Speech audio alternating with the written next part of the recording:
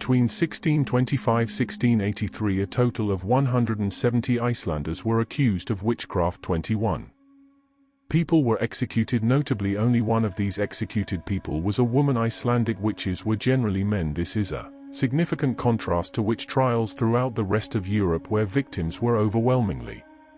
Its landscape is a perfect blend of majestic glacier, geothermal hot springs, majestic waterfalls, black sand beaches, and snow-capped volcanoes. It is truly a magical corner of the world. The beauty of Iceland's landscape is simply breathtaking. Sorcery, black and white, was commonly practiced in Iceland up until the 17th century, when what is known as the Icelandic Brennuöld, the Age of Fire, took place, during which well over 200 people were officially charged for either practicing sorcery, or for being in possession of dangerous magical artifacts. According to a 2006 survey, more than 55% of the island's people believe in the existence of elves, dwarfs, and spirits in Iceland.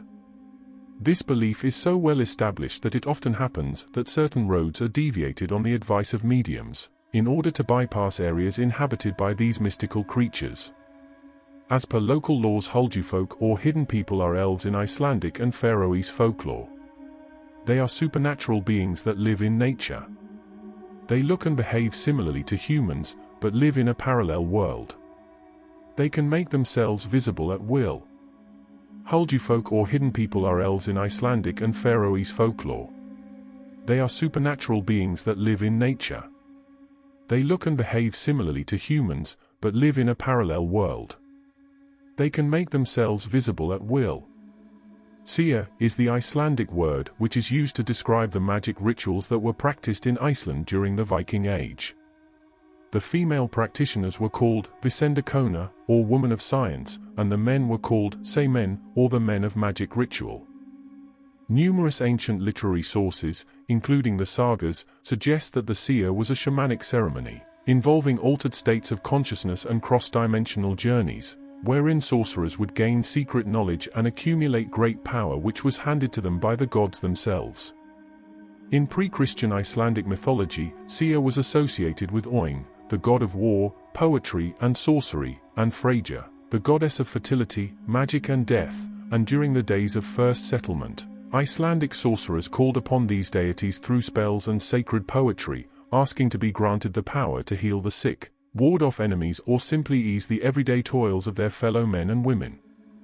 Although in most cases, Icelandic sorcerers of Viking times used white magic for their personal benefit or to aid others in times of need, the dark years of the Middle Ages would come to provide quite a few exceptions to Iceland's lineage of white magicians.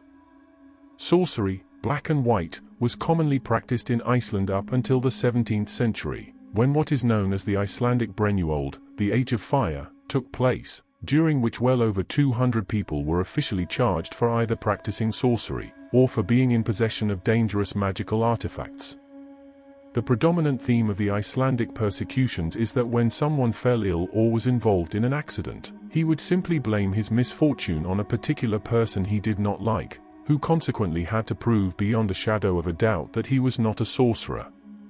Should magical artifacts, such as oddly shaped pebbles, runic booklets, suspiciously inscribed pieces of wood or raven feathers be found in his possession, the case was promptly closed and an anointed man of God would have a pyre lit on which the heretic was carefully burnt. During the Icelandic Age of Fire, 20 people, the majority of the men, were sentenced to death and burned at the stake. To this day, Iceland is home to an active pagan religious congregation which subscribes to the ancient Icelandic mythology of Asatru, and pagan rituals are still practiced by many modern Icelanders, although only a handful remain faithful to the original sorcery of antiquity.